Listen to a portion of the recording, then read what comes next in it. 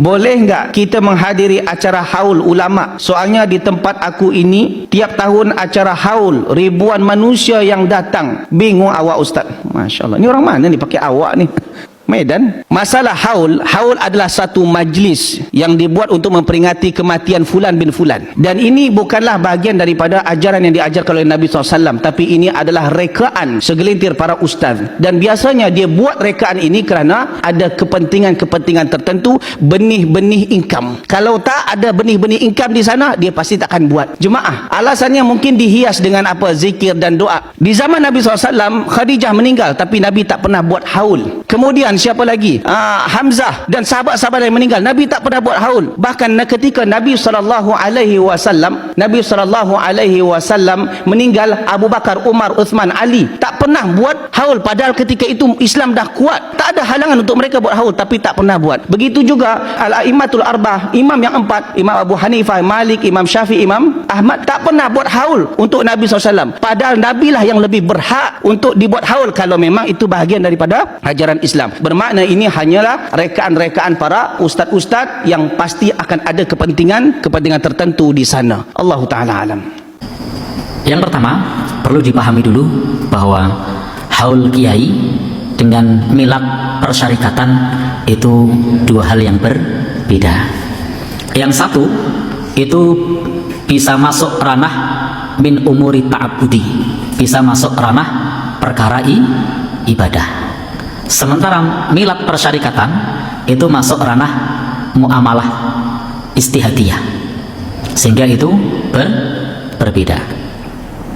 Dalam hal haul itu bisa menjadikan, jadi ketika ada haul kiai yang sudah meninggal dunia, itu bisa menjadikan seseorang mengirimkan bacaan surat Al-Fatihah atau surat Yasin atau surat yang lainnya. Sementara di Muhammadiyah, fatwanya di fatwa tarjih itu mengirimkan pahala bacaan itu tidak sampai. Kemudian di situ juga bisa jadi ngalap berkah kepada kiai yang sudah meninggal. Sementara kita meyakini bahwa keberkahan itu milik Allah. Jadi kalau mau minta berkah, minta kepada Allah. Dan juga berpotensi pula bertawasul kepada kiai yang sudah meninggal. Mungkin apa tidak? Mungkin. Dan itu sesuatu yang dilarang di dalam agama kita. Kita tidak boleh berdoa melalui perantara kepada orang yang sudah meninggal dunia. Kalau mau perantara, maka perantara tersebut bisa Asmaul Husna, bisa perantara amal soleh, bisa perantara yang pertama adalah nama Allah, yang kedua adalah amal soleh, yang ketiga bisa dengan doa-doa yang ma'thur, yang bisa kita jadikan sebagai sarana di dalam bertawasul. Tidak minta doa kepada orang yang sudah meninggal, tapi mintalah doa kepada orang yang masih hidup. Sementara kalau milad Muhammadiyah itu sama dengan hari ulang tahun kemerdekaan Republik Indonesia. Sama apa beda? Sama. Nah, sama di situ. Bahkan acara-acaranya juga bisa jadi mirip. Bisa jadi mirip. Kenapa? Ya, bisa jadi mirip. Dan itu ranahnya adalah muamalah, tidak ada ngalap berkah, tidak ada ritual, tidak ada tawasulan, sehingga itu ranahnya adalah ranah muamalah. Dan di samping itu isinya pun sesuatu yang bermanfaat, seperti misalnya pelayanan kesehatan, khitanan masal, apalagi jalan sehat, ada lagi apa mulai ya, dan lain-lain. Nah gitu aja. Nah disebut ke warna-warna, nyebut kabeh. Baik, jadi intinya di situ adalah acaranya adalah acara yang sifatnya muamalah duniawiyah, sosial kemasyarakatan, dan juga itu sebagai sarana untuk konsolidasi, sarana untuk evaluasi, untuk keakraban. Jadi seperti kalau di dalam operasi itu ada apa namanya RAT, kalau di pemerintah ada tutup tahun. Nah, Maka di situ bisa saling bertemu, bisa ada rapat untuk konsolidasi, untuk evaluasi, untuk keakraban, dan itu satu hal yang mubah, satu hal yang boleh, tidak melanggar tuntunan agama. Sehingga kalau pertanyaannya tadi adalah kenapa tidak ada haul Kiai Haji Ahmad Dahlan, justru ketika melakukan haul itu malah bisa jadi melanggar apa yang diajarkan oleh Kiai Haji Ahmad Dahlan. Bahkan itu juga berpotensi mengkultuskan beliau, dan di Tarjih Muhammadiyah itu tidak boleh mengkultuskan beliau. Maka kalau di HPT jilid 1, kalau teman-teman pernah membuka, itu ada larangan, pernah ada keputusan larangan memajang foto Kiai Haji Ahmad Dahlan. Meskipun pada akhirnya kemudian larangan tersebut dicabut. Kenapa larangan itu terjadi? Karena ada kekhawatiran mengkultuskan Kiai Haji Ahmad Dahlan. Meskipun kemudian larangan memajang itu dicabut untuk tujuan pendidikan, mengenalkan Kiai Haji Ahmad Dahlan sebagai pendiri persyarikatan. Sementara kalau di dalam milad Muhammadiyah itu justru tidak ada di situ pengkultusan. Lalu bagaimana cara kita untuk melakukan kebaikan-kebaikan untuk Kiai Haji Ahmad Dahlan? Salah satunya adalah menjalankan ide-ide beliau, seperti surat Al-Ma'un yang beliau ajarkan itu. Untuk apa? Untuk diamalkan. Maka ketika kita mengamalkan sebagaimana yang beliau ajarkan, maka itu sudah menjadi amal jariah bagi Kiai Haji Ahmad Dahlan. Ketika kita mendoakan kaum muslimin secara umum yang sudah mendahului kita, maka itu sudah tercakup di dalamnya. Maka ketika ada rumah sakit, ada pelayanan kesehatan, ada santunan fakir miskin, ada panti asuhan, maka itu semua yang dilakukan persyarikatan, pahalanya akan mengalir kepada Kiai Haji Ahmad Dahlan. Sehingga beda antara haul kiai dengan milad Muhammadiyah. Dalam milad Muhammadiyah itu adalah konsolidasi, itu adalah evaluasi, itu adalah keakraban, itu adalah perkara muamalah yang sifatnya hampir-hampir mirip dengan hari ulang tahun kemerdekaan Republik Indonesia. Selama isinya bukan tabdzir, bukan buang-buang harta, isinya bukan maksiat, isinya bukan sesuatu yang dilarang, maka pada prinsipnya boleh. Wallahu a'lam bishawab. Nggak ada aliran manapun di Islam ini yang memungkiri kalau doa itu sampai mayit. Meskipun ada yang mengkritik tahlil, mengkritik ngitung dinane mayit. Oke, nggak apa-apa ada yang kritik. Bagus. Bagaimanapun ada support, ada kompetisi, ada identitas. Tapi kalau meyakini doa nggak sampai mayit itu nggak ada dalam firqah ulama manapun.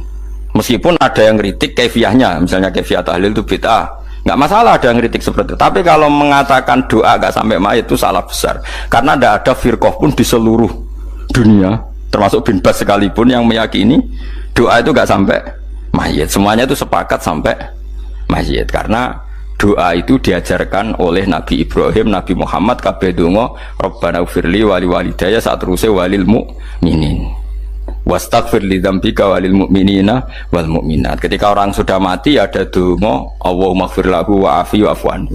Karena tadi logikanya gampang, yang mati itu jasad, roh itu tidak pernah mati. Karena roh ini tidak pernah mati, roh ini ada masalah besar, dia ngadepi mungkar nangkir, ngadepi macam-macam karena dia hidup. Nah kemudian cerita yang kita ingkari adalah yang berlebihan, kayak cerita kejawen nak malam apa mulai terus neng kamar dikai rokok, mergo zaman ning donya seneng rokok. Rokok wis kaleng cung, wis dirombok di rokok mbahmu. Ono kadang dikai gemblong jare senengane bae, bareng cokot tikus jare bae wis mulai. Lah itu yang kalau itu gak trimo bid'ah Kang, iku ngawur tenan lha iku. Daerah-daerah tertentu nggih ke atas sing ngoten niku. Lah nek senengane dhuwit yo dikai dhuwit nek agar duwe ilang jare wis dijuk bae. Lah niku mboten enten sanate itu. Misalnya istighosah di tradisi NU atau tahlil. Kata bapak saya itu kalau ada orang ngeritik tahlil itu kan ngeritiknya karena kita ini 7 hari 40 hari. Bagaimana orang bisa mengkritik pelafalan atau perafalan atau mengumandangkan kalimat thayyibah? Ketika tahlil itu melibatkan kalimat thayyibah, sebetulnya kan ikut dalil umum saja bahwa kalimat thayyibah itu baik, dilafatkan kemana saja baik, di mana saja baik. Wong itu kalimat thayyibah, orang mau mati ya disunatkan baca kalimat thayyibah. Lalu gara-gara istilahnya 7 hari, 40 hari, kemudian kan terus dikritik kita. Mana hadisnya? Wong Nabi ada ditahlili, sahabat juga ada yang tahlilan kan, terus kita kalah. Karena memang nggak pernah ada sahabat tahlilan gitu, karena sahabat tidak punya kartu NU gitu. Tapi kan repot. Tapi kalau cari dalil sahabat melafatkan kalimat thayyibah pasti gampang, karena ya sahabat suka wiridan. Wong jelas di Quran uzkuru wa dzikron katsira, kamu nyebut Allah dzikron katsira, nyebut yang sering, yang banyak. Tapi kelirunya kita ngistilahkan itu 7 hari 40 hari. Akhirnya lah kebetulan kiai kita nyari dalil yang 7 hari 40 hari. Nyari dalil-dalil, wah 7 hari itu roh sedang begini, kalau 40 hari sedang gini, 100 hari sedang gini. Itu kan otoritas maghibat, sesuatu yang kita tidak tahu. Itu butuh hadis sahih. Nah itu kan terus seneng kubu sebelah nyerang kita, dianggap goblok lah, dianggap macam-macam. Sebetulnya kalau dianggap nggak apa-apa, kalau kebetulan kita ada goblok lah, yang repot itu dianggap kebetulan kita ya keliru betul, itu jadi kan masalah kan, itu kan masalah besar itu. Coba ikutkan saja kaidah umum, misalnya uzkuru wa dzikron katsira. Kenapa kalau wiridan NU la ilaha illallah kok 100? Ya kalau 100 kan pasti dzikron katsira, itu pasti banyak itu. Kenapa tidak 2 saja misalnya? Ya kalau 2 kayaknya diperdebatkan itu sudah banyak apa belum, kan lebih rasional. Yang disepakati banyak ya kita misalnya nyebut la ilaha illallah 10 kali, 100 kali. Pasti orang sepakat itu dzikron katsira. Lah kenapa ada 2 kali saja? Itu diperdebatkan itu banyak apa belum kalau 2 itu. Daripada kita nyari dalil-dalil yang macam-macam tadi yang. Nah, meskipun saya di NU, entah saya sendiri nggak tahu saya ini kultural apa-apa, yang jelas itu konstitusi saya itu bahwa orang alim itu harus menghentikan ilmu, dan kitmanul ilmi itu haram, menyembunyikan ilmu itu haram. Terus kemudian saya beri contoh lagi di kitabnya Said Muhammad Abu Abul Farad. Ya ini saya tidak cerita halaman-halamannya, yang pokok tadi 2 kitab saja. Nanti kalau cerita terus halaman-halamannya atau kitabnya yang di Amerika bingung loh, karena nanti Suriahnya belajar terus malah nggak jadi bisnis, malah jadi roi Suriah betulan nanti. Begini. Hadis-hadis tentang jumlah kalimat thayyibah yang banyak itu rata-rata dhaif. Kalau itu diharuskan dan dinisbatkan ke Nabi. Tapi kalau tidak dinisbatkan ke Nabi, tapi karena kreasinya ulama atas nama masyarib, masyarib itu rasa kangen sama Allah sehingga nyebut Allah sering. Itu kan menjadi kaidah umum secara psikologi. Man ahabba syai'an aktsara dzikrah. Orang yang suka sesuatu pasti sering menyebut itu. Karena kita mencintai Allah, maka kita sering nyebut Allah. Kita mencintai Rasulullah, maka sering nyebut Rasulullah. Tapi tetap saja kamu tidak usah bilang bahwa jumlah-jumlah besar itu dari Nabi. Resikonya begini misalnya ya. Misalnya Rais Suriah Amerika Serikat berfatwa, orang itu kalau la ilaha illallah 100 kali, maka pasti masuk surga, ditambahi 100 kali. Nanti repot, orang yang mau mati kebetulan baca la ilaha illallah 3 kali. Wah ini belum surga karena jumlahnya belum cukup, kuotanya belum cukup, kan hadisnya 100 kali, itu kan bahaya sekali itu. Makanya hadis yang sahih hanya mangqala la ilaha illallah dakhalal jannah, jumlahnya hanya sekali. Kamu tidak usah sok-sokan soleh terus hadisnya diganti 100 kali, 200 kali. Nanti repotnya kalau ada orang meninggal kebetulan baca baru 50 kali, wah ini tidak ahli surga karena kuotanya tidak cukup, wong hadisnya 100. Nah jumlah-jumlah besar itu rata-rata masalah secara riwayat, secara disiplin ilmu hadis. Di semua teks Bukhari Muslim, di semua hadis-hadis hanya mangqala la ilaha illallah dakhalal jannah, mangkana akhiru kalami la ilaha illallah dakhalal jannah, tidak menyebut jumlah.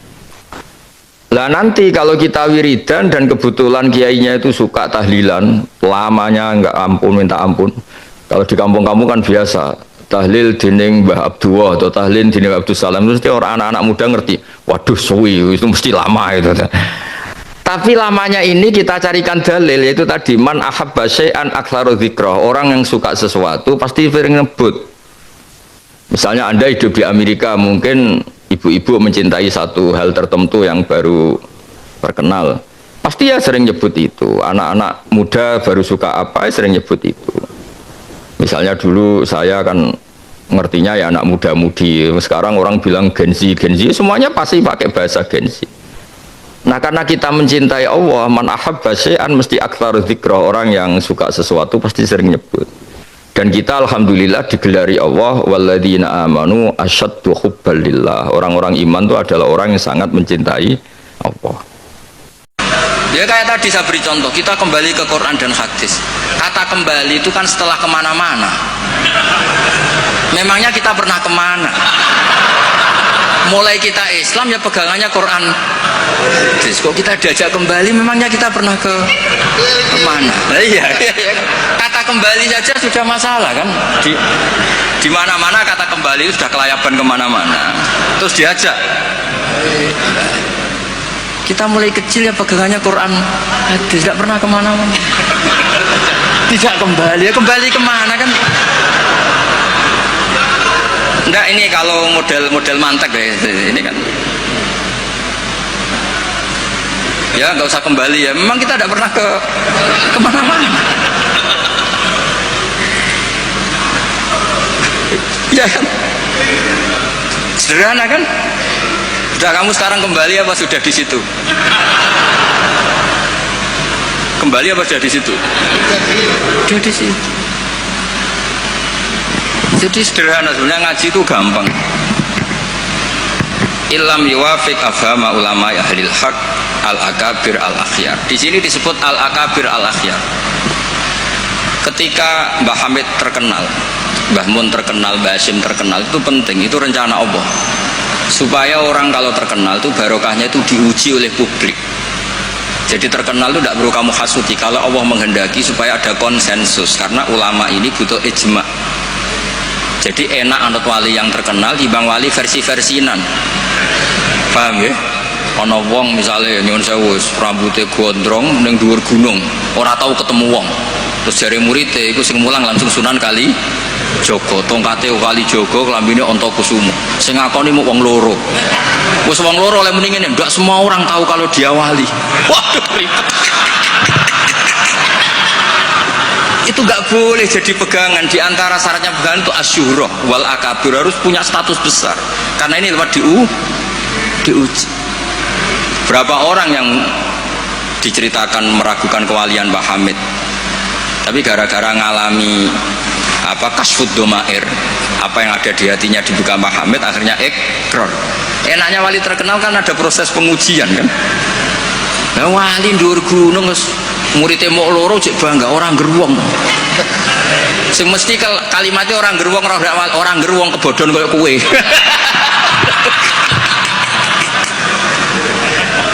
Itu kan kayak bakul jamu. Kue tok saya kayak rego diskon, lainnya enggak. Tiap ketemu orang kamu saja yang tak kasih harga segilanya, enggak. Sebetulnya kalimat pasti kue tok sing kebodhon. Nah, makanya butuh transparansi. Itu tidak hanya di birokrasi, tidak hanya di dunia ulama, semuanya butuh transparan supaya diuji. Makanya di sini Mbah Hashim menghentikan ulama ahlil haq al-akabir al-akhyar. Maka syarat jadi nabi pun harus ada gunjingan dulu. Nggak boleh nabi nggak terkenal, harus terkenal. Sebelum dia lahir jadi gunjingan di Bukhairah, di Nasturo, jadi komunitas di Syam semuanya gunjingkan nabi akhir zaman dengan definisi yang dimiliki masing-masing. Jika semua orang tuh ingin, itu dari mana, orang mana, terus kriterianya kayak apa. Sampai Khadijah, karena beliau punya paman yang ahli Injil namanya Warokoh, tanya nabi akhir zaman tuh begini-begini, definisinya begini-begini. Kalau nggak terkenal tahu-tahu muncul nerangno definisi nabi wes kangelan sampai. Jadi terkenal itu kalau fillah walillah itu baik, asal tidak karena hadun nafsi. Saya beri contoh ya, contoh kecil. Ini sekaligus Maulidur Rasul Shallallahu Alaihi Wasallam. Ada orang yang imannya itu terlambat, namanya Ka'bul Ahbar. Banyak orang yang kebetulan nasibnya baik kayak Sayyidah Khadijah. Yang dia baca dari paman-pamannya, Nabi akhir zaman tudhilluhul ghamamah tuti'uhus sahai. Fajrul jabini lailiyud dawai. Kebetulan yang dibaca itu, karena yang dibaca itu dia nyuruh Maisarah.